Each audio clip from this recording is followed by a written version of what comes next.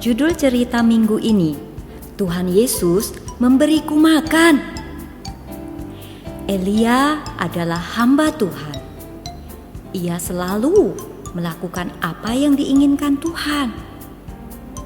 Tuhan ingin Elia menghadap Raja Ahab dan menegur segala kejahatan raja. Elia pun melakukannya.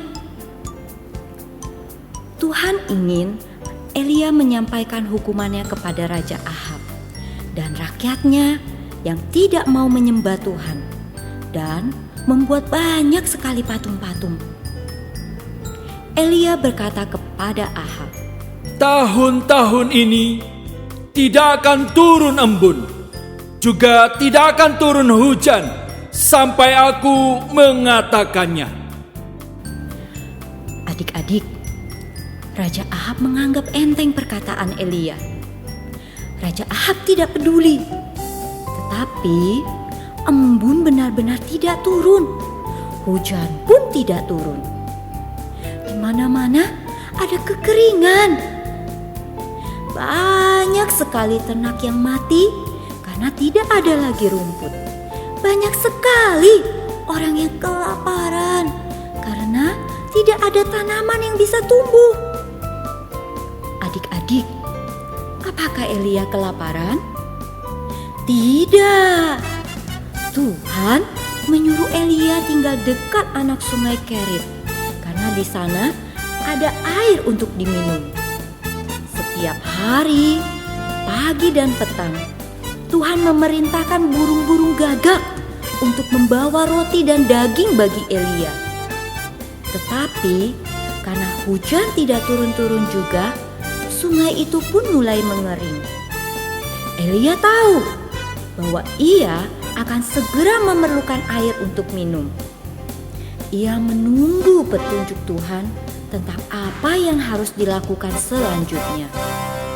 Adik-adik, Tuhan tetap memelihara Elia. Tuhan berfirman kepada Elia, "Bangunlah Elia, pergilah ke Sarfat. Aku telah berbicara kepada seorang janda di sana. Ia akan memberi engkau makan." Janda adalah seorang perempuan yang suaminya telah meninggal. Bagaimana perasaan kamu seandainya kamu disuruh pergi menemui seorang janda yang sama sekali kamu gak kenal dan meminta makanan kepadanya? Tetapi Elia tidak membantah atau mengeluh. Tuhan telah memenuhi semua kebutuhannya di waktu yang lalu. Ia percaya bahwa Tuhan akan menolongnya sekarang. Elia taat dan pergi ke Sarfat.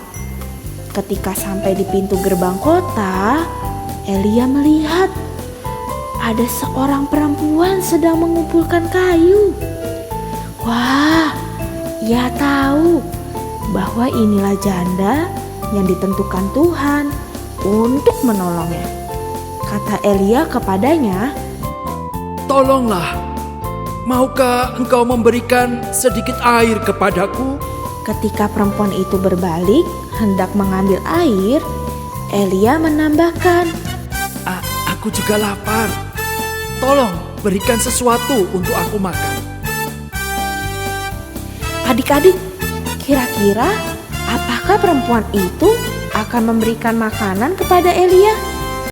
Adik-adik, janda di Sarfat ternyata tidak punya makanan lebih. Maaf Tuan, aku tidak bisa memberi makanan. Makananku yang tersisa tidak banyak.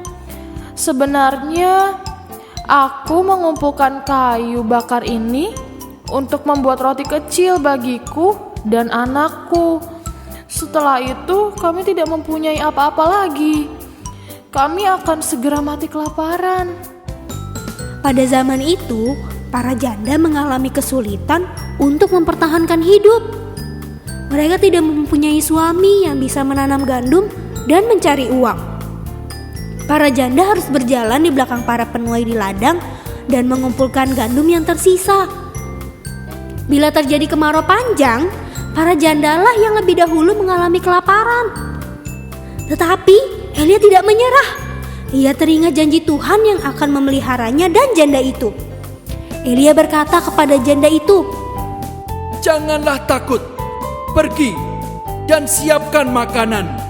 Tetapi buatkan lebih dahulu sepotong roti kecil bagiku.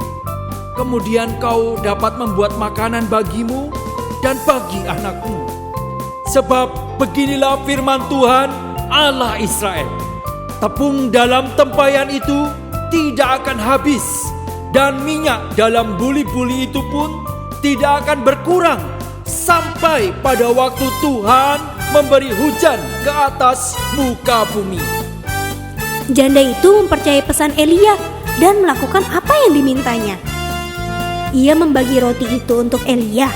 Jadi janda itu segera melihat ke dalam tempayan tepungnya.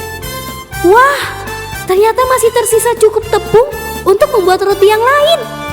Dan masih tersisa cukup minyak juga. Setelah ia membuat roti yang kedua, ia melihat ke dalam tempayan itu lagi. Masih ada tepung di dalamnya. Demikian seterusnya. Tuhan memberi Elia makan melalui janda di Sarfat. Adik-adik, mari kita berdoa. Kalian ikuti kakak ya. Tuhan Yesus, ampuni aku karena kurang beriman. Tuhan Yesus, berilah aku iman sebesar biji sesawi. Aku percaya bahwa Engkau bisa menyediakan makanan jika aku memerlukannya. Amin.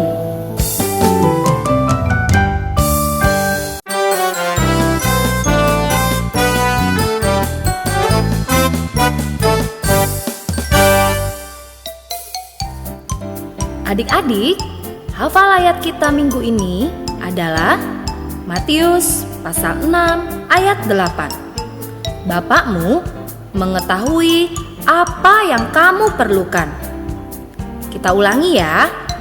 Matius pasal 6 ayat 8. Bapakmu mengetahui apa yang kamu perlukan. Kita sama-sama ya.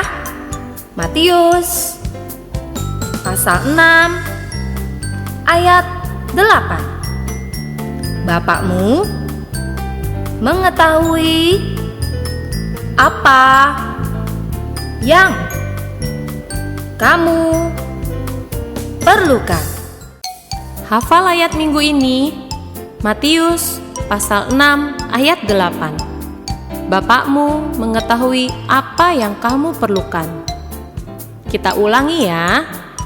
Matius pasal 6 ayat 8. Bapakmu mengetahui apa yang kamu perlukan. Kita sama-sama ya. Matius pasal 6 ayat 8. Bapakmu mengetahui apa yang kamu perlukan.